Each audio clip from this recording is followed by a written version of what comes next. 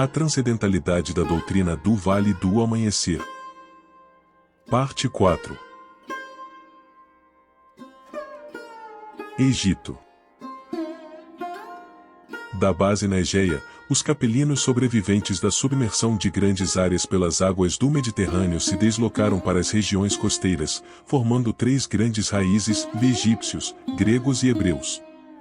No Egito não há registro histórico de uma religião, mas, sim, uma evolução diversificada de várias correntes, com variados e numerosos deuses cultuados nas diferentes regiões, com o Livro dos Mortos, Guia da Grande Viagem, Jamenti, que as almas desencarnadas deviam fazer até o país dos mortos. O ramo principal das religiões do Antigo Egito afirmava ser Osíris o deus Sol, do bem e da luz, tendo como inimigo Sete, o deus das trevas. A cada dia, Sete mata Osíris ao entardecer e, enquanto Ísis, a lua, chora pelo seu amado, Sete governa a terra em trevas.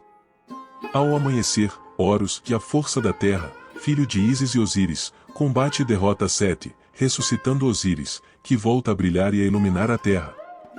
É a luta eterna entre o bem e o mal, que se repete a cada dia. Um dia, Horus tornou-se rei do Egito, dando origem à linhagem dos faraós, reis deuses, iniciada por Menes, no ano 3315 AC. A linhagem dos faraós cercou-se de numerosos sacerdotes e teólogos que pregavam ter o homem um duplo K equivalente ao corpo astral. Só que este corpo astral ficava no plano espiritual e atuava como um anjo da guarda. Quando o homem desencarnava, eram reunidos a sua alma, Bea, o seu espírito, Ak, o seu conjunto de forças, Sequem, e Ka, e compareciam perante Osíris que, com 40 juízes, pesava e julgava o coração do morto. Se julgado bom e justo, a alma se identificava com Osíris e era conduzida a planos elevados; se julgado faltoso, a alma era encaminhada a planos de sofrimentos e dores. Assim, tudo dependia do coração do homem. Na linha egípcia encontramos Hermes, chamado Trimegisto, 3 vezes grande, a quem se atribui o livro dos mortos e o aforismo: como é acima, é abaixo, ou seja, assim na terra como no céu. Enquanto uns consideram Hermes como um grande filósofo egípcio, outros o colocam como um deus grego, filho de Zeus e Maia, conhecido pelos romanos como Mercúrio, mensageiro de Zeus, protetor dos mercadores e dos rebanhos, e guia dos mortos para o outro mundo. Dessas origens, temos Akhenaton, também denominado Amenófis IV, e sua esposa Nefertiti, uma ariana, princesa de Mitanni, que muito se dedicou à lei do auxílio, ajudando na unificação das religiões do povo egípcio, instituindo o culto de Aton, o Deus único. Raio derivado de Aton, raiz de Simiromba, Akhenaton age, na nossa doutrina, de modo concentrado no leito magnético e em trabalhos de elevado grau de realização, como o Turigano e a estrela de Neru. Não se desloca sem uma grande razão, pois concentra forças muito intensas, que devem ser manipuladas apenas em locais onde haja grande concentração de médios e uma força magnética animal muito ativada, para que lhe permita se deslocar plenamente. Tem todo o poder de Amon-Ra, e se projeta no chakra coronário do médium, fornecendo-lhe toda a energia para realizar eficiente e eficazmente seu trabalho. É uma grande energia, gerando força desobsessiva, curadora e geradora. Através dela se manipulam todas as outras energias que cheguem ao trabalho ao qual está em ação. Akhenaton também rege as amaceis que conduzem os espíritos sofredores para o canal vermelho. O faraó Akhenaton foi o representante, na terra, desse raio, tal como, hoje, os arcanos representam seus ministros.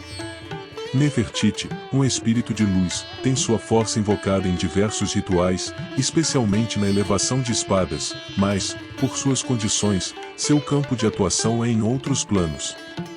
Outra raiz dos faraós é invocada no poder dos Ramsés, especialmente de Ramsés II, considerado o maior deles, guardiões de Amon-Ra e conhecedores da alta magia, atuando na cruz do caminho, em conjunto com o povo das águas.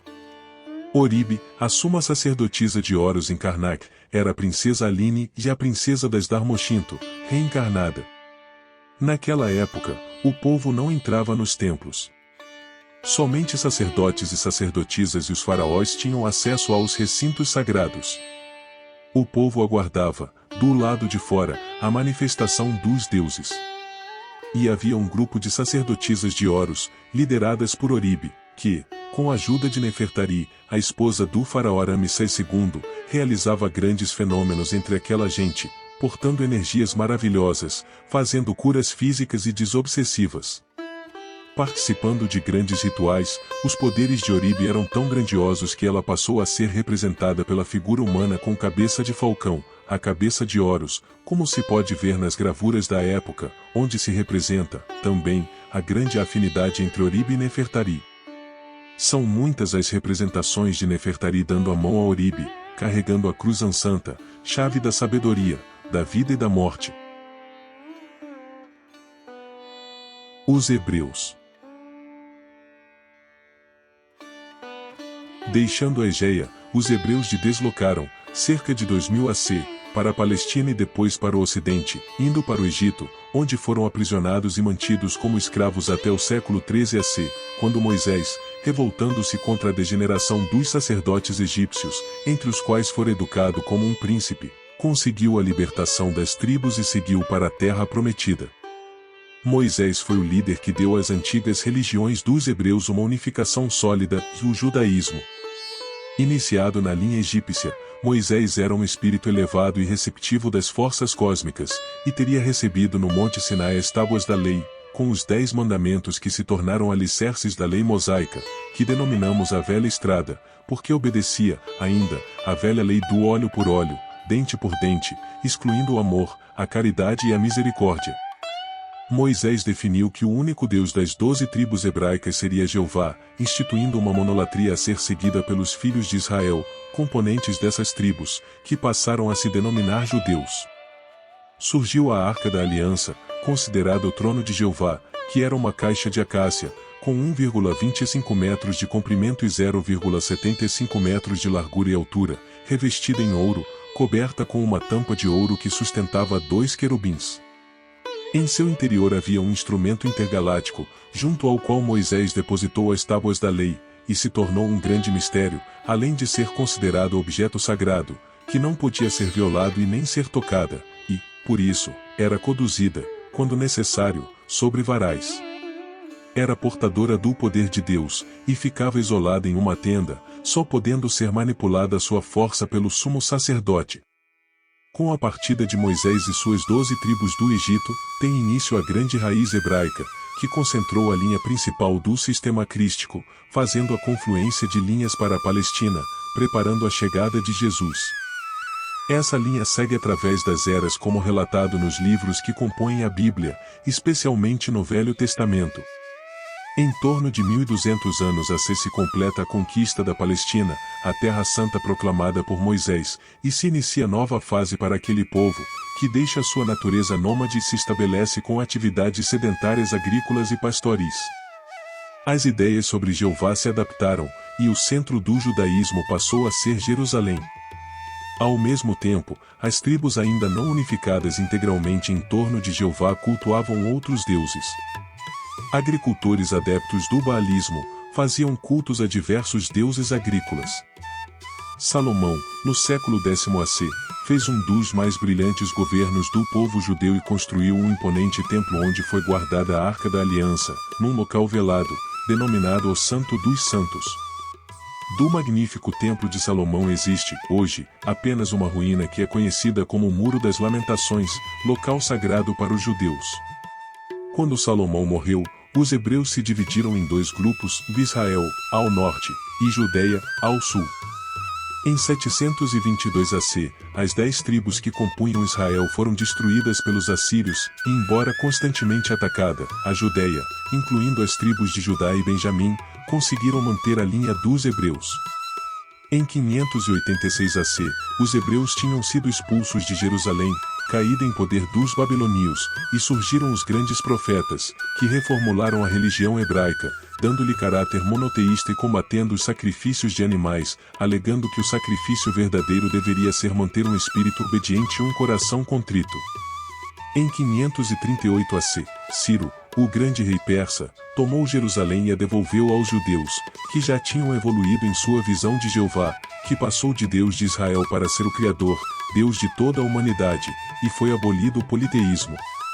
Pelos profetas, firmou-se a ideia da chegada de um Messias Salvador que iria restaurar a nação judaica, bem como da ressurreição geral no dia do juízo final.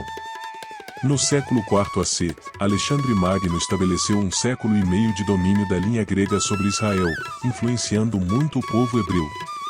Em 168 AC, Judas Macabeu iniciou a revolução que, em 141 AC, estabeleceu um Estado judeu independente, que se manteve até 63 AC, ano em que os romanos, liderados por Pompeu, conquistaram aquelas regiões do Oriente.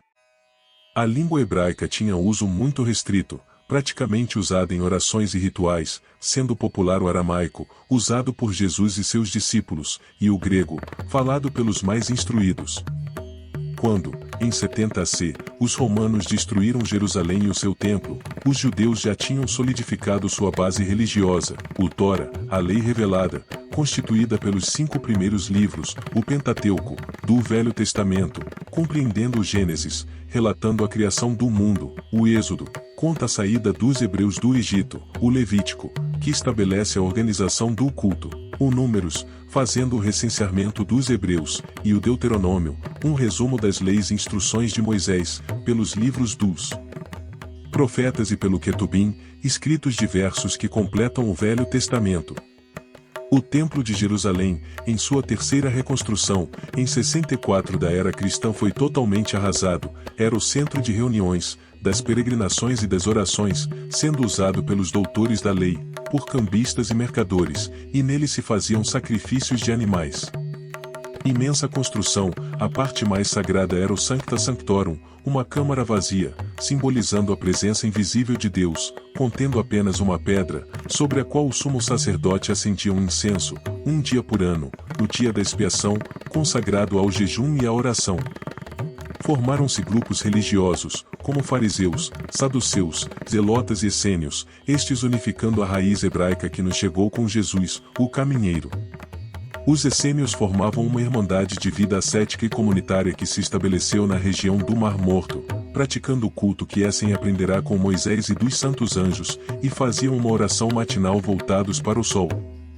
Não participavam dos cultos no Templo de Jerusalém e não faziam sacrifícios de sangue.